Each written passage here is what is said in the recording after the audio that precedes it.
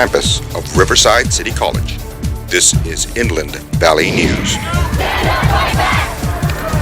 is what true democracy looks like! Up next, we have the thoughts of the people of Riverside on today's protests. So come on in, we'll take a quick tour. You'll see all the excitement going on.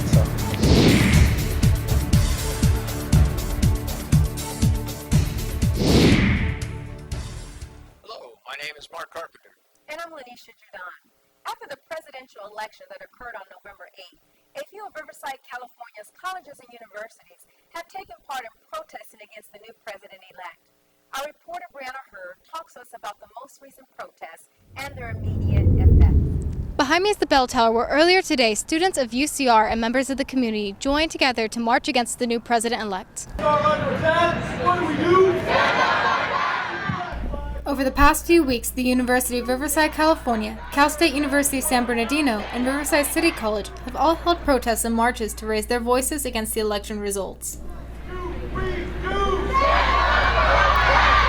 Even though the protests seem to have many attendees, there are still large portions of the community that are not aware of the local protests. We take to the streets to see how many people are aware of the political tension and if they think that the local protests have made any impact on the community itself. Yeah, I've heard of the national ones, sure. I watch the news every day, but I haven't heard of anything here locally. Yes, I have, mostly through social media. You know how it gets around really quick nowadays. I have seen all the protests that students have been making towards the election. I didn't know about UCR and the RCC, but I know Cal State San Bernardino did, and the Valley College, San Bernardino Valley. There is no set age range for the protesters, but there is a prominent age gap due to the fact that the protests are planned, formed, and spread via social media. The larger protests in Los Angeles have also taken away potential local impact on the Riverside protests. I do see Facebook, I do see that comes out on the news, but the news is more like centralized places like LA and all that, but school-wise it's mostly people from here that I follow. I've seen a lot of younger generations going out and protesting, but not so much in my generation. The young people are protesting. If it's young people, for example, you mentioned colleges, that's a great thing. Through a combination of age gap, access to social media, and the shadow of larger protests in Los Angeles, the impact of Riverside protests are minimal. Yet, protests are still going strong. This is Brianna Hurd, reporting for Inland Valley News. As our country waits to fully understand what a Trump presidency will entail, Inland Valley News reporter Andrew Rocha gives his perspective on these same protests, but on a national level. On November 15th, the University of Riverside, California had a protest against the new president-elect. But that's only a fraction of the number of protests that are happening in the nation. When they come for women, we stand up for women. When they come for Native people, we stand up for Native people. Exercising their right, people all over are showing their stance. Have a right to voice their opinion. I agree with that. I think it's ridiculous how they're going to just make our police and other people spend money to overturn something that's not going to happen. But I would probably be in their position if I felt that way. I think they have a right to protest, and I agree. But I don't think it's really going to make an impact to the level that we want it to. Which really begs the question, are these protests actually having an effect nationally? But I don't think that protests have much meaning because the government don't listen to the small people, everyday people. If I think they have really an impact, it has to be I don't want to be violent, but it kind of has to be violent. But I don't think that's the way we should go. We should just elect people that would actually listen to us. This is Andrew Rocha for Inland Valley News. In these trying times, we must plan for tragedies and disasters. Last month, Riverside City College had the shakeout drill. Our reporter Gary Alcala takes a look at our contingency plans for an active shooter situation. We warn viewers that this report contains images of reenactments some may find disturbing. Tragic events like the recent shootings in Florida at the nightclub called Pulse, and more recent events like the shootings in San Bernardino, highlight the fact that these kinds of acts of terror can happen anywhere. These kinds of events happen so often and so randomly, it's only a matter of time before we come up with a plan of action for when these events do happen, if at all. We decided to ask RCC Campus Police about the steps to precede it and what is the plan for the future. I can sit here until I'm blue in the face and explain what an active shooter scenario can be from law enforcement. But as a student, as an instructor, as a faculty member, my ideology is going to be very different from yours. Can't say that one thing is always perfect because in the real world, there's a lot of variables and we deal with human nature, and human nature changes so quickly. As a teacher, I may not be able to evacuate all my students. I may be just put them all, huddle everybody in a corner, turn out the lights, lock the door. There's a basic 3-step plan when it comes to avoiding an active shooter situation. Run, then hide, then attack. It's always safer to get away from the actual location. If that's not possible, you have to hide and conceal. Lastly, you would have to attack and defend. Like Corporal Rojas mentions, if you don't have the will to survive, no one can teach you that. You can never be prepared for something like that. You can plan all you want, but God unforbidding that it happens. You just never know. I believe that any planning can be made better. Look in the near future to seeing a active shooter training come out, specifically geared towards students and faculty and staff. So remember, students, please be safe and be aware of your surroundings. I'm Gary Alcala reporting for Inland Valley News. Our reporter Nicholas Brazel gives us a close-up look at the year-long expansion of the Ronald McDonald House in Loma Linda and has an exclusive interview with the executive director. Mike Kovac informs us how far along the Ronald McDonald House has come along since its first start of the build. But a lot's happened. A lot of progress has been made for the house. They're doing the finishing touches on the house now in terms of painting, getting the floors put down, the driveways will go in. We hope to start getting furniture into the new house mid to late November, and hopefully welcome our first families in. Our dream is really by Christmas time, because Christmas is a very special time. If we can bring joy and a smile to them and their kids, then it's well worthwhile. So the Kings making that huge of a donation out here in the Inland Empire, to me, really validates the Inland Empire. But out here in the Inland Empire now, the Kings have made a major investment. That $1 million now put us within $900,000 of hitting our goal of $12 million. So we're excited about that, and we're going to keep moving forward on that. A lot of people have come forward for us. A lot of McDonald's owner-operators individually have made pledges to us. Of course, San Manuel Band of Mission Indians has been a huge sponsor of ours from day one. We're expecting furniture to be donated by Ashley Furniture. All the concrete that's out there, we're talking tons and tons of concrete, was all donated by Robertson's Ready Mix. All of the office furniture donated by GM Furniture. What is the Ronald McDonald House? The Ronald McDonald House provides a home away from home for families of children being treated at local community hospitals. The interesting thing is, who's ever watching this, I guarantee you, if you're in a room of more than 20 people and if you ask who's been impacted by the Ronald McDonald House, there will be at least 1 or 2 hands that go up. We're like the hidden gem. We're blessed that the name of Ronald McDonald House, everybody knows it's a good charity, but nobody knows what we do. The service we provide is huge, and just the house here located in Loma Linda, we've had over 60,000 people stay at the house in our 20 years since we opened. So, we have a huge impact on the community, and that's what everybody has to remember, is that we don't service the families that are in our immediate area. It's really the families that are an hour, 2 hours away that really need a place to stay during the worst time of their life. Reporting on the Ronald McDonald year-long expansion, my name is Nicholas Brazel with Inland Valley News.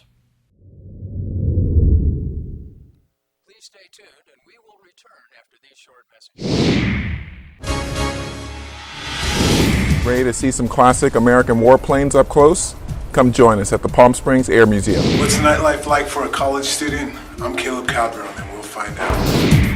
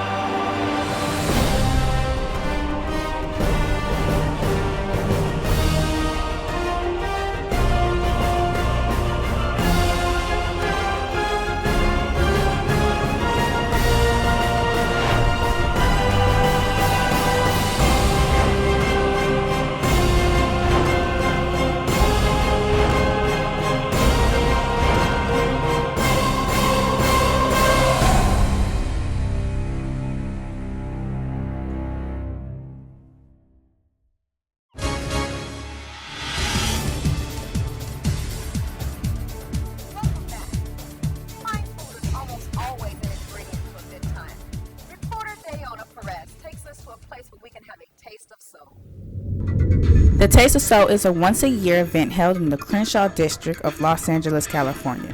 Food vendors from old to new restaurants come out and cook soulful food and treats. This year, a new vendor is here for the first time and selling out fast.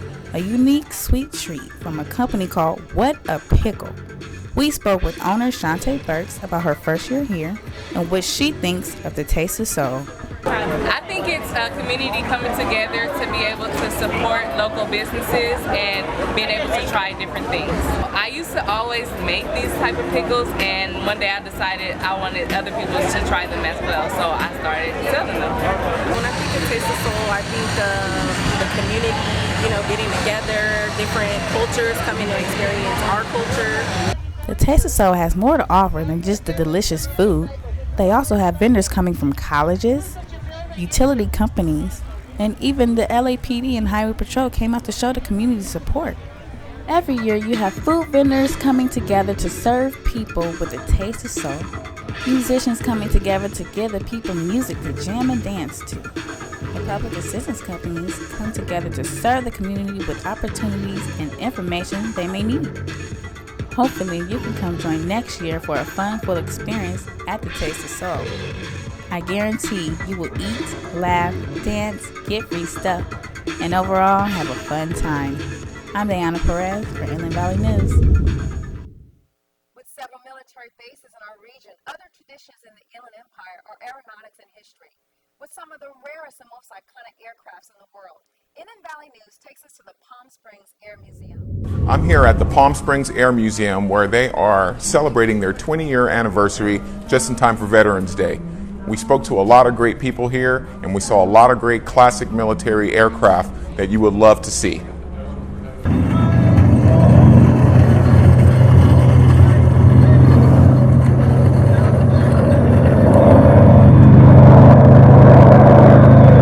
On November 11, 1996, the Palm Springs Air Museum first opened its doors to the public. It houses over 50 vintage aircraft in a 65,000 square foot hangar, and today, over 100,000 visitors a year make their way here to tour the museum. This day was very special as the Air Museum celebrated its 20th birthday. We started out, we had 14 airplanes, and we now have almost 50 airplanes. And when we have our birthday every year, we fly some of our airplanes. We also dedicate a new aircraft to our inventory. Today we dedicated the F-84. The F-84 was an airplane that was in the middle 50s. It's going to go in our new Korea and Vietnam hangar. And so we're really excited about that. It was such an honor to be in the presence of some true heroes that served our country, particularly Lieutenant Colonel Robert Friend, the oldest living original Tuskegee Airman, who flew this particular P-51 Mustang called Bunny. Captain Bob Lilac piloted this F-104 Starfighter dedicated to his fallen colleague. I personally flew 100 missions in this airplane over North Vietnam, both flying out of Da Nang initially in '65 and then later on out of Udorn in Thailand in '66. We lost about 14 airplanes. We only had one squadron, but over the 2 years that the airplane was deployed, we lost 14 of the airplanes. We hope you've enjoyed learning about all the great military aircraft here at the Palm Springs Air Museum. And to those who serve, we honor and salute you. Be sure to check out the Palm Springs Air Museum website for all the activities they have going on year-round. For Inland Valley News, I'm Damian Thompson. In the late 1960s, one of the most notorious serial killers in the nation was known as the Zodiac Killer. He terrorized the San Francisco Bay Area for years, but investigator Joe Villarreal looks at a theory that the Zodiac began his killing spree on the campus of Riverside City College. The book Zodiac, a nonfiction book, inspired others to take a close look at clues that detectives overlook. Let's take a look and see what these clues are. The role of water in the entire Zodiac episode. The first murder was in Riverside. There was one committed at the water's edge at Lake Berryessa, Lake Herman Road. In fact, when I went to look at the site where the cab driver was murdered, it was right next to a fire hydrant. So the thought passed through my mind that water might be a clue to his identity. In 1971, a letter sent to police contained the word radiance. A historical linguistic who was hired into the Zodiac case, he too saw the letter published in the San Francisco newspaper. A radiant is a term used by mathematicians or engineers to denote the angle of 57.3 degrees. In 1968, outside San Francisco, California, Darlene Ferrin and Mike Murshaw were shot while sitting in their car. Mike Murshaw survived the attack, and he was able to describe the person responsible. A man was seen lurking around Darlene's apartment by several witnesses. Due to the worldwide media coverage, police were able to connect the Zodiac serial killer to Sherry Jo Bates' murder that occurred in Riverside, California, October 30th, 1966. A recluse with ideas of collecting bribes for the afterlife was noted in the police investigation files. Police questioned thousands of suspects, but none were connected to this case. One person questioned was Arthur Lee Allen. He possessed 2 college degrees and a master's in biology. He lived in the basement of his mother's house. He worked menial jobs. The book Zodiac sold over 4 million copies.